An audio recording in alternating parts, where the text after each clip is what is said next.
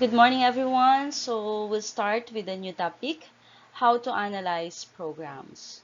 So how are we going to analyze these programs? Why do we have to analyze programs? So it is said that the most important resource to analyze is generally the running time. Now, in deciding the algorithm that we need to use, it is very important to know or to determine how much memory space and the execution time of the algorithm would require. That means, hindi lang basta-basta makikreate tayo ng isang algorithm simply for deriving solution. But also, we have to bear in mind that we should know how much memory space would that program consume, and at the same time, how long would the execution time of that algorithm would uh, would require. Okay, now there are a lot of factors or several factors that affect the running time of an algorithm or of the program. Now, for the program itself, these factors would include the computer, the compiler, the algorithm, and the input. Now, the computer and the compiler are beyond our scope or are beyond the scope of any theoretical model because it will be biased if you're going to compare a program, okay, that will be run in different computer or in different compilers. Why? Let us say I have a program named A, okay, so program A, and then I am about to execute that program or I'm about to run that program in a computer whose were in the processor of that computer is Pentium 4. Okay, so Pentium 4 compare with the same program, okay, that could be run in iCore 7 or iCore 9. So which is much faster? The program that is run in a computer having a processor of Intel Pentium 4 or using iCore 9. Very good. Definitely, any program that is run in a computer whose processor is i9, no, Core i9, definitely it would run faster, much efficient compared with the one using Pentium 4.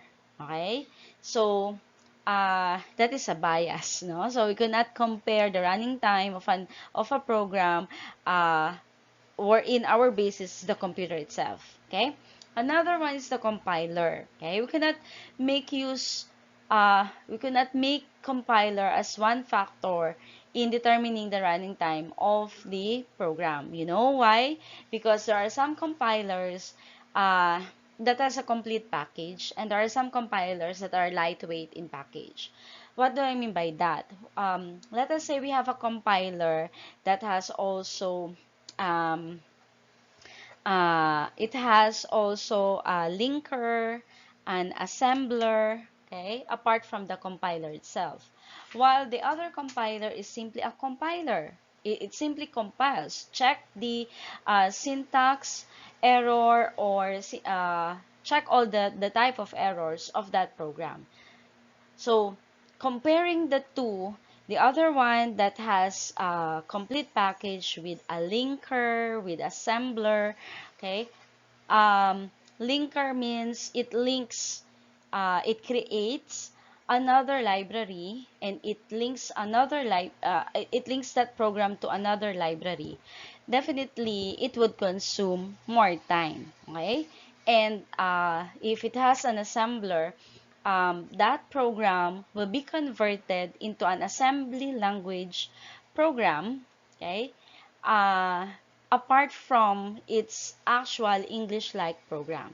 So definitely, the other one that has a complete package of compiler, assembler, and linker would do a lot of tasks, more tasks compared with a simple compiler. Okay, so that's why we cannot use the two factors, the computer and the compiler, as a basis for determining the running time or the computation for the running time of a program. Okay. Now, the last two will be the algorithm and the input to that algorithm. That two factors would be used, okay?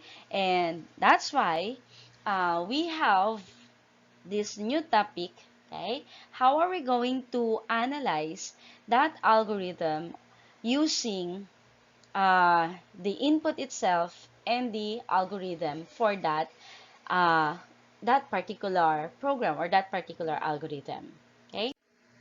So we have different notations, different complexity classes that we could use to compute for the running time of an algorithm, okay? One of which is the most simplest, is the big O notation, okay? Actually, we also have the small O notation, the big theta notation, the small theta notation, and all other notations. There are a lot of notations that we could use to compute for the running time of an algorithm. However, in our class, we will just focus on one notation, and that is the big O notation. Okay? Big O notation focuses more on the maximum running time of an algorithm. So we will compute for the maximum running time of a given program or a given program fragment or a given algorithm. Okay? Now, within that kind of notation, it has different samples, okay? Um, Again, we will just make use of the common examples of the big O notation. So we have the quadratic, the linear, and the logarithmic, okay? Now, what's the difference between them? When we make use of quadratic algorithm, quadratic big O notation, that is denoted by writing big O, okay, big letter O, and then open and close parentheses. Within that open and close parentheses, it states what kind of big O notation it is. So if it has n squared, that means it is quadratic. Okay? So um, quadratic big O notation can be written as big O of n squared. Okay? So it is pronounced as that. Okay? Big O of n squared. Okay? So how what is big O of n squared? So the algorithm is said to be quadratic, or it is said to be big O of n squared if the largest term in the formula is no more than the constant times n. Okay?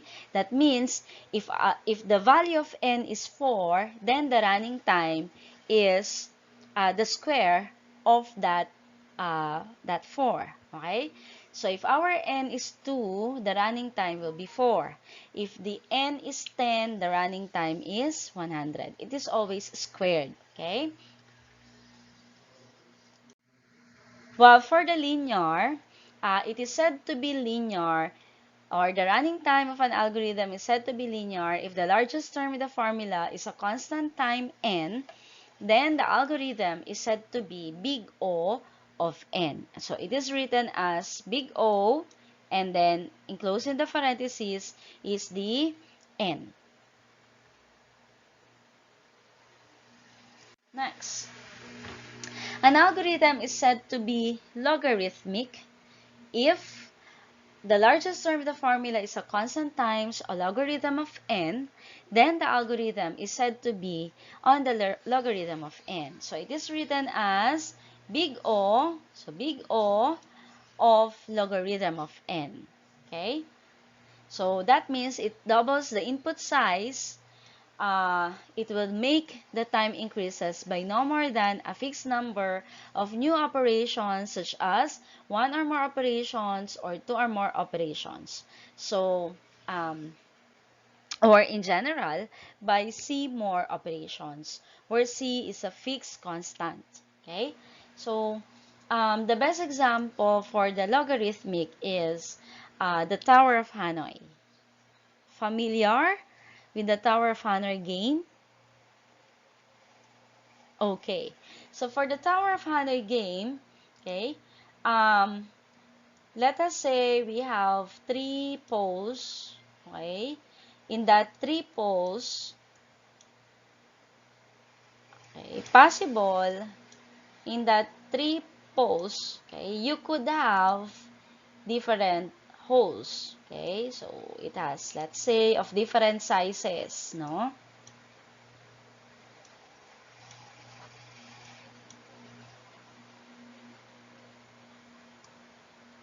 Okay. And the purpose of this is, of these 3 poles here is the user would have to, this will be the inputs, okay, these 5, okay, that will represent the input. And the number of operations, okay, it is the C operations, the number of operations, it is the number of times, or the number of movements, okay, for each particular hole, okay. So in our case, halimbawa, we have here 5 holes, and these 5 holes should be, the objective of this game is you have to rearrange all the holes in a, it could be in ascending manner. So that means at the end, the it should have, sorry,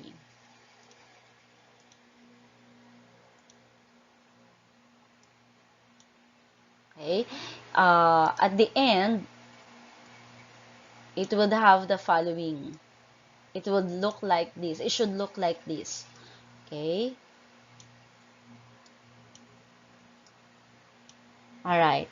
But you have the movement of the hole will be one at a time. Okay. So you have to move the hole and put in one of the pole one at a time. Okay. So for example, this one will be placed on the second pole. Okay. And then this one will be placed on the third pole. So taking into account that it has no data first, no?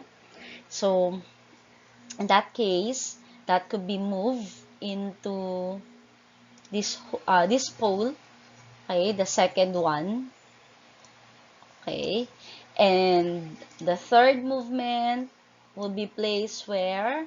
Possible here or possible in the second pole. So that depends on the movement, on the logic of the gamer. Okay, so the number of times that hole will be moved, okay, that is the number of operations that has been done, that will be done to the input, okay, depending on the number of input size. Okay, so this game follows the logarithmic of n.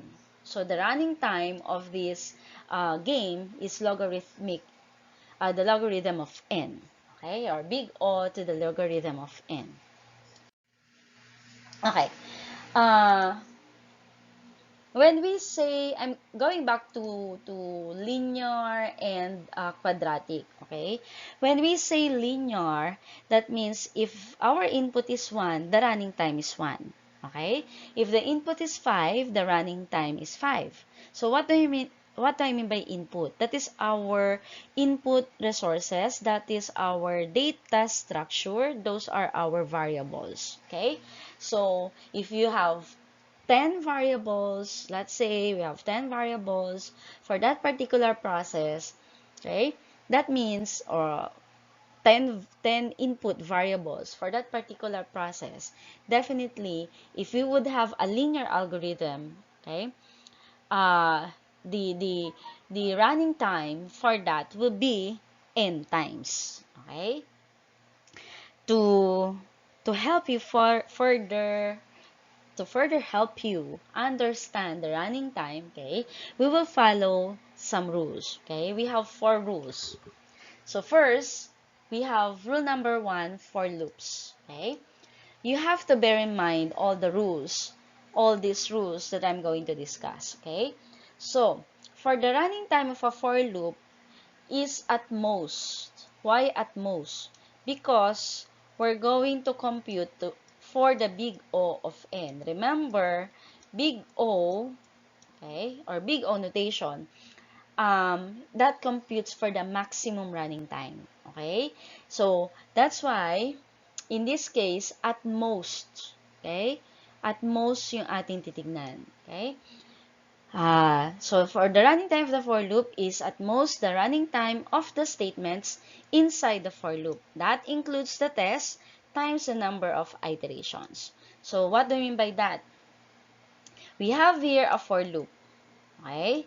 So, for, that should be small letter. Okay? So, for I equals 0, I less than n, and I plus plus, and then this is the statement. Okay. This is a program fragment. Okay? It has the initial stage, it has the condition, and the incremental phase. Okay? Now, our input is n. Okay? Let us say the value of n is 5. Okay? How many times would this statement a sub I equals 0 be executed? Okay? So, it will be executed 5 times. Okay? So, if our n is 15, this statement will be executed 15 times. If our n is 100, this statement will be executed 100 times. Okay? So, let us simulate just to justify my my statement. No? If my n is 5, how many times would this be executed? Okay? So, I have a variable I.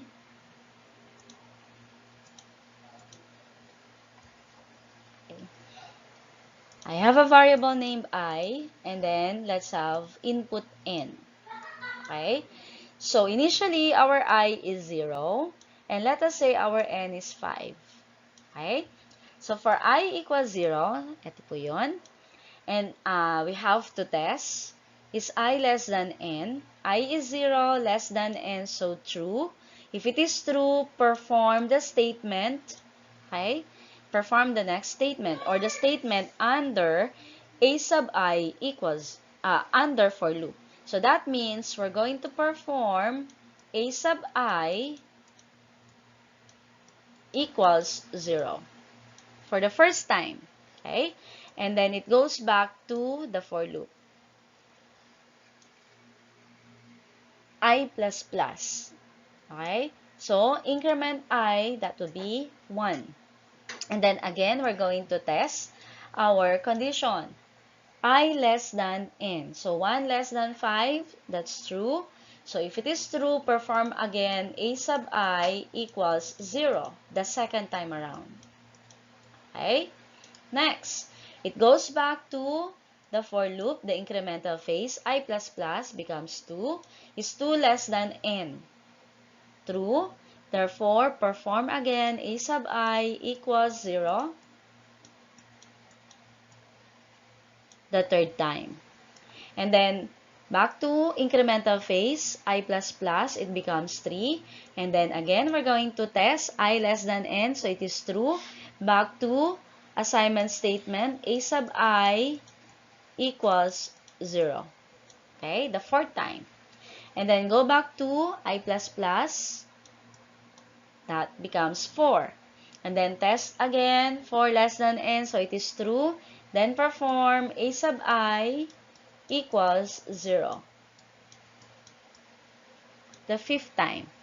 And then go back to the loop, I plus plus, so that becomes 5. And then again, we're going to test, is 5 less than 5? Okay. So, at this time, it becomes false. So, the rest of this statement, puro true siya. Okay? So, how many times this statement, a sub I equals 0, was executed? Very good. 5 times. So, we have 1, 2, 3, 4, 5 times. What's the value of our n? N is 5. It is executed 5 times. So, we validate this, this rule for the for loop that the running time of the for loop is at most the running time of the statements inside the for loop. Okay? Therefore, the running time of this program fragment would be big O of n. Okay? By the way, if we're going to show solution, okay, every assignment statement, so this one is an assignment statement, the running time of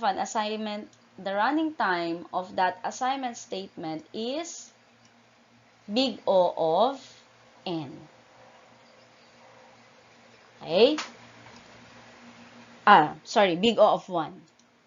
So this one, assignment statement running time is big O of 1. Okay? Therefore, assignment statement lang po yun. But since this assignment statement is under the for loop, this is considered as one statement, and this one statement, the running time of that for loop, okay, is no more than the number of times of its iteration. So, the number of times of its iteration is up to n. That's why the running time of that for loop is big O of n. Okay? Alright, moving on with our nested for loop. Okay, our rule number 2. For nested for loop, we're going to follow this rule. Okay, we're going to make use of inside out. We're going to analyze the statement inside out. Inside out means we're going to analyze first all the statement inside the nested for loop before we're going to analyze all the statements outside the nested for loop. Okay, so let us have this program fragment for I equals 0, I less than n, I plus plus, and then for j equals 0, j less than n, j plus plus, and then we're going to execute k plus plus. Okay? Now, as a rule, we're going to analyze inside out. That means we're going to analyze first the k plus plus. So this is an assignment statement. Why assignment statement? Because k plus plus is the same as k is equal to k plus 1. Okay? So, this is an assignment statement. The running time of an assignment statement is a constant running time. Okay? That is big O of 1. Every input statement, output statement, and the assignment statement, their running time is always 1. Okay? So, since the rule is we're going to analyze this inside out, that means k plus plus is part of the inner for loop. Okay? And then we're going to analyze the outside. After analyzing the inner for loop, we're going to analyze the outer for loop. Okay? So, we have done analyzing the statement inside the inner for loop. The question is, how many times would k plus plus be executed under this for loop? Okay? Under this inner for loop.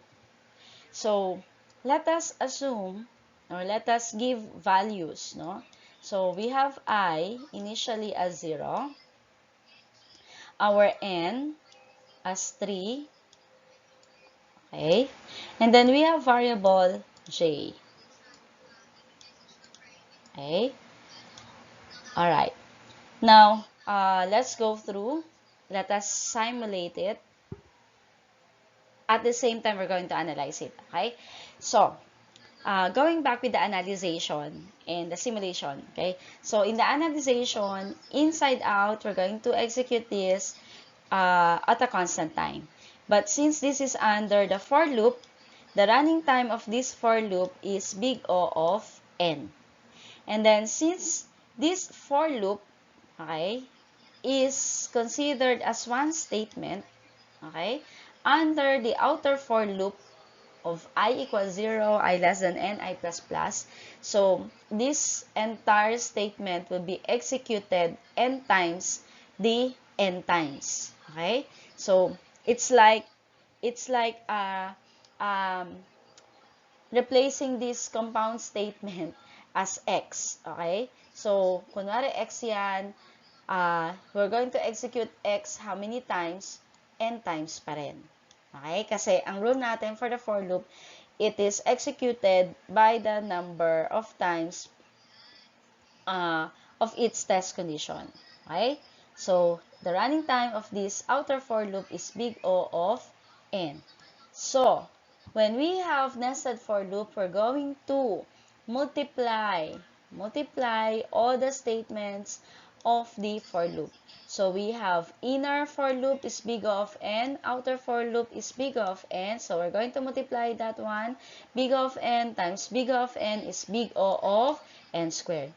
Therefore, the total running time of this for loop, nested for loop is big O of n squared. Okay? Now, let us justify. That means, if our n is 3, the running time, this k++ will be executed 9 times. Okay? Why?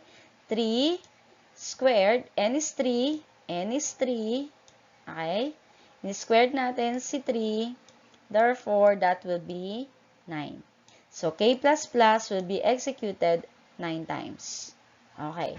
Tingnan natin. Okay. Simulate natin yung code kung tama nga ba. Okay. So, initially, sabi niya,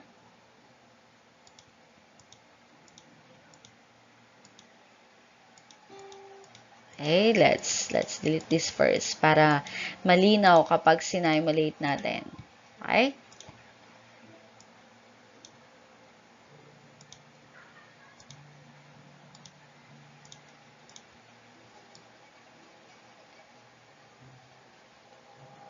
So, this is for our inner for loop. Now, it is said that initially, pasok muna dito, di ba? For I equals 0, ito yun. For I equals 0, I less than n, I is 0, less than 3 is true. Okay? So, if that is true, perform statement, this entire statement. Okay? So, we have for j equals 0,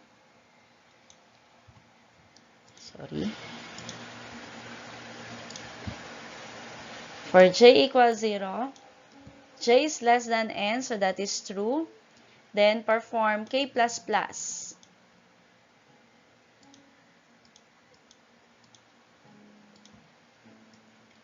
Let us perform k++ the first time.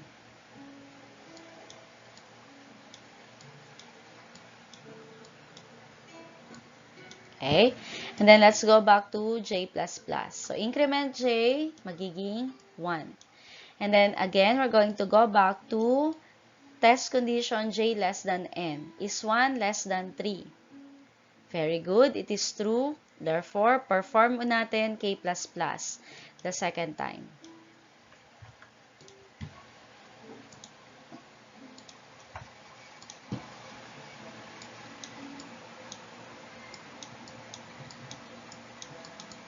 Okay? Next, increment j, j becomes 2. And then perform condition 2 less than 3 is true. Perform k++. Okay? Again, go back to increment phase, j++, so magiging 3. Is 3 less than 3? Very good. False. If that is false, go back to outer for loop, but in the incremental phase. So, we have now I++, that becomes 1. And again, we're going to test, is 1 less than 3? True. So, if it is true, again, pasok dun sa inner for loop. Sabi, for j equals 0, okay, wag matigas ang ulo, sabi j equals 0. Then, assign j as 0. And then, we're going to test, is 0 less than n? So, that is true. Again, perform natin k++. The fourth time. Okay? And then, increment j, that becomes 1. And then, test again, 1 less than n, so that is true. So, if it is true, again, perform k++ the fifth time. Okay? And then increment j, that becomes 2 less than n. We're going to test 2 less than 3, true. Then perform k plus plus the 6th time. Again, increment j, it becomes 3. Is 3 less than 3? Very good, false. So if it is false, go back to the outer for loop. This one. I plus plus, so I becomes 2. Is 2 less than 3? True. So if it is true, again, for j equals 0, so j go back to 0. Is 0 less than 3? True. If it is true, perform k plus plus the 7th time. Okay? And then next, increment j, j becomes 1. Again, we're going to test. Is 1 less than 3? It is true. So if it is true, perform k plus plus the 8th time. Again, j plus plus or increment j becomes 2. 2 less than 3 is true. Perform again k plus plus the 9th time. Again, we're going to increment j. So j plus plus, it becomes 3. And then we're going to test false. 3 less than 3 is false. Therefore, go to the outside loop. Okay? Go to the outer for loop. That is a plus plus or increment, I plus plus, so increment I, so magiging 3. And then 3, we're going to test, is 3 less than 3? Very good. It is now false. So, ibig sabihin, tapos na yung ating program fragment.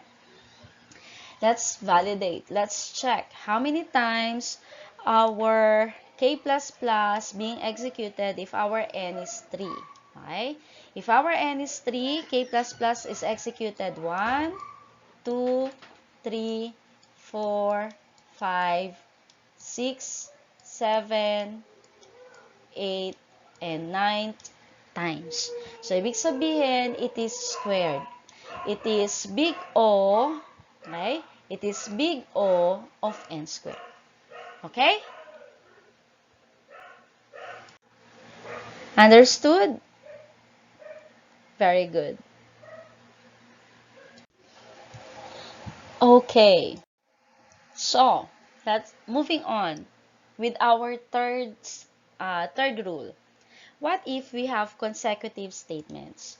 Consecutive statements means it has a series of statements. Okay, so if you have consecutive statements, the maximum running time is the one that counts. This is the main rule. The maximum running time is the one that counts. Okay, so we have first to determine how many statements do we have.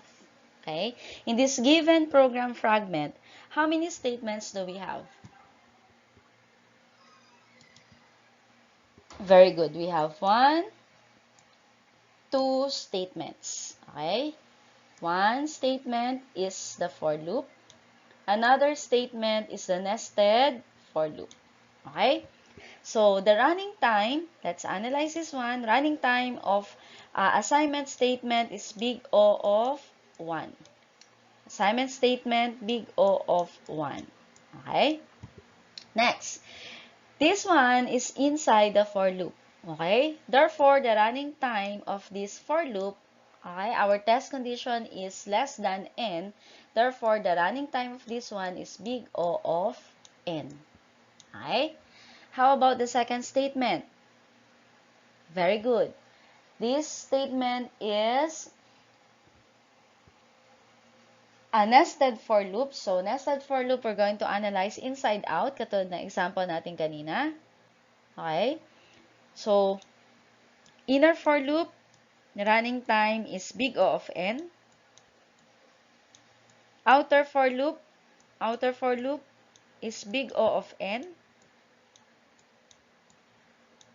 Okay? If we have nested for loop, we're going to multiply. Okay? Big O of n times big O of n is big O of n squared. Okay? So, the running time of the first statement is big O of n. The running time of the second statement is big O of n squared. Okay. Sabi sa rule, the maximum running time is the one that counts. Comparing statement 1 and statement 2, which is bigger? Is it the big O of n or big O of n squared? Very good. It is the big O of n squared.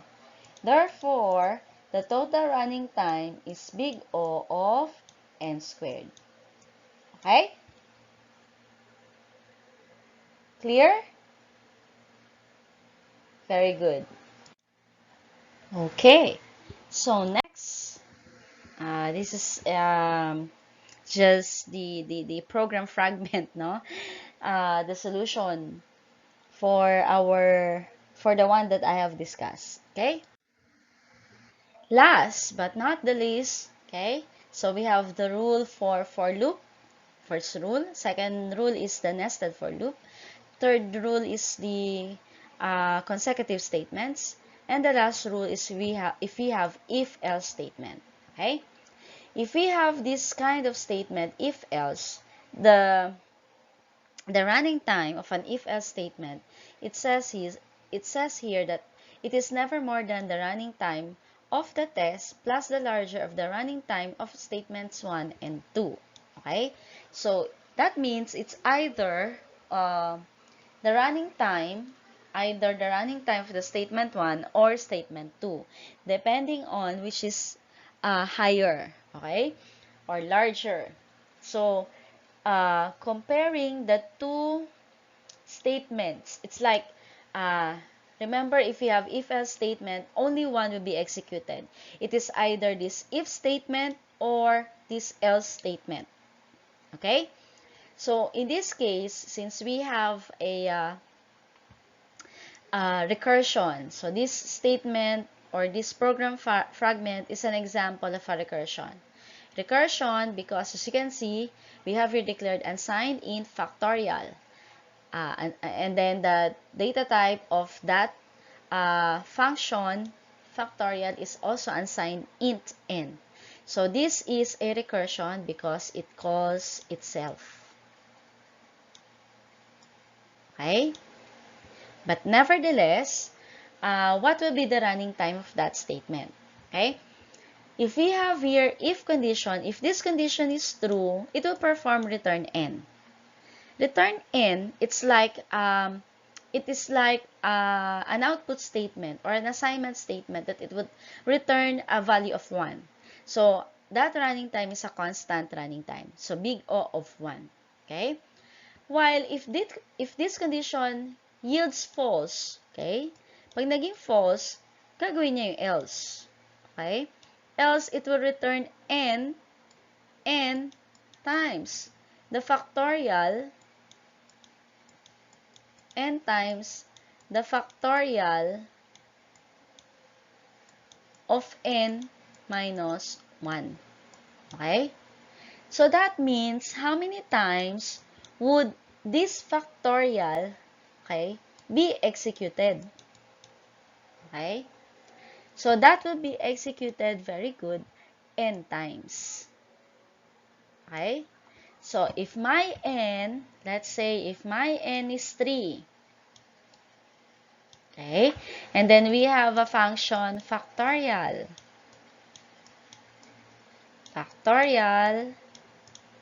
of n.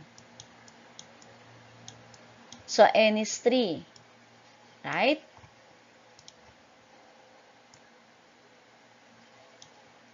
If we're going to execute this statement, if n is equal to 3, okay, so 3 less than or equal to 1, false. So false, it will return 3 times factorial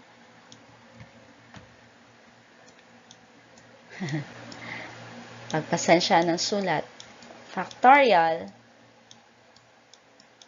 of 3 minus 1. So 3 minus 1 is 2, right?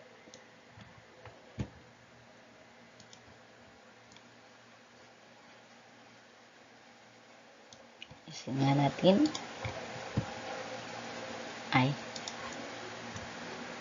factorial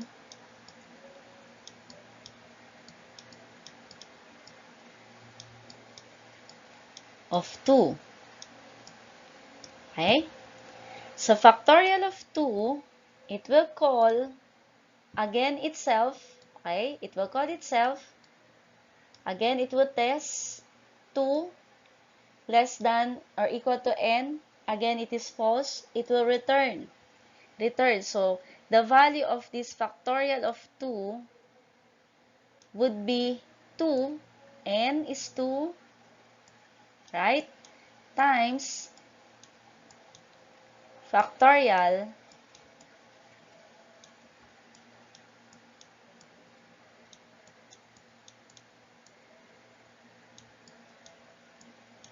of 2 minus 1 is 1.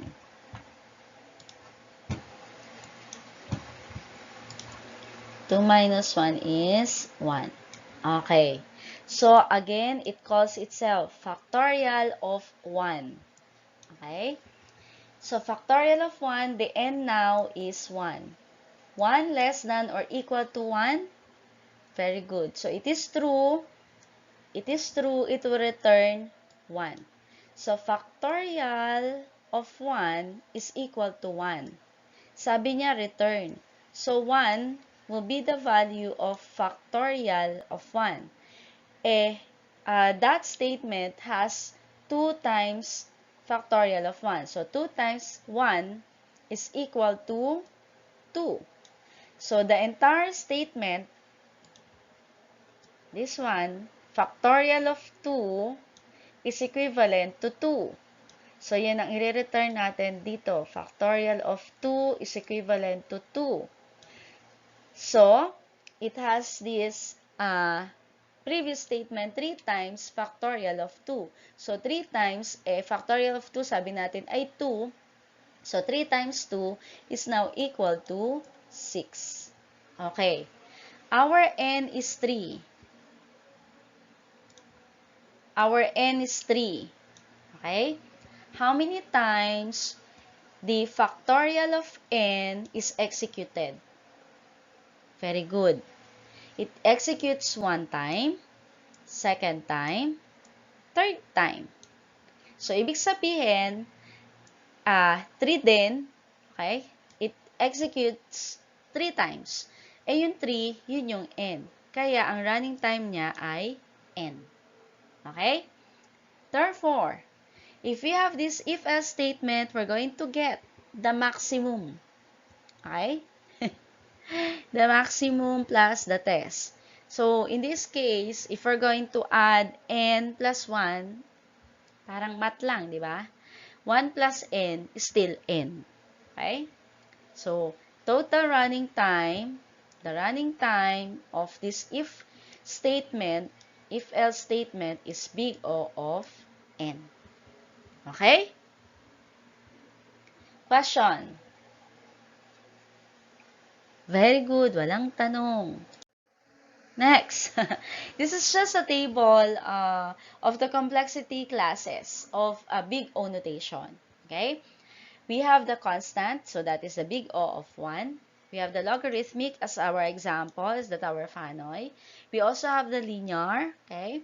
So, we also have the n log of n. We have the quadratic. We also have the cubic and the exponential. Normally, ito yung normal yung ginagamit. Ito yung common, no? Yung constant, yung linear, yung quadratic, at saka yung logarithmic. Okay? So, question. Let's say we're going to express this expression in big O notation. Okay? Ganito lang po yung kadali. Okay? Parang math lang, di ba? Lahat ng constant value,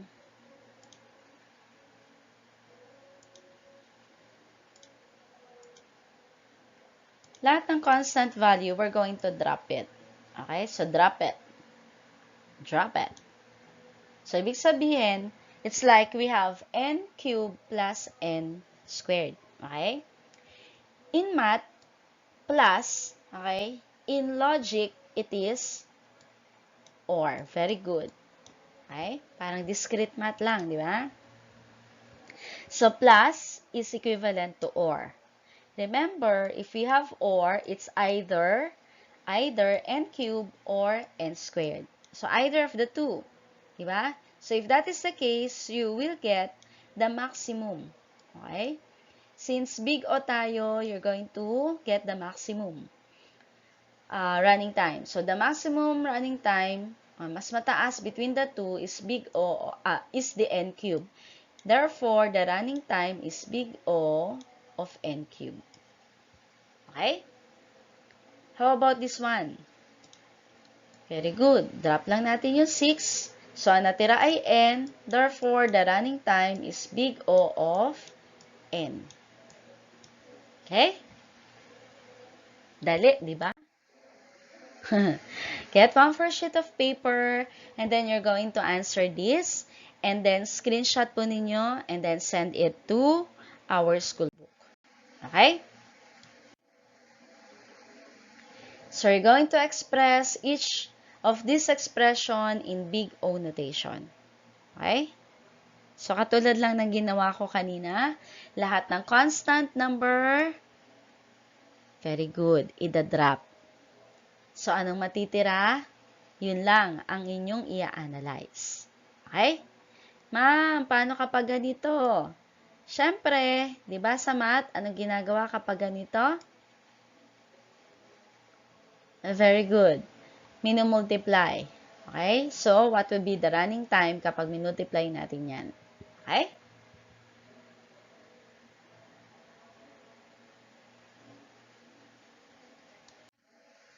Also, you're going to give the running time for each program fragment. Okay? Lahat po ito. And of course, you have to show your solution. Okay? Remember, printf is an output statement. So, ang kanyang running time ay constant. Okay? Be mindful also for the for loop, you're going to check the condition. Okay? You're going to check the condition.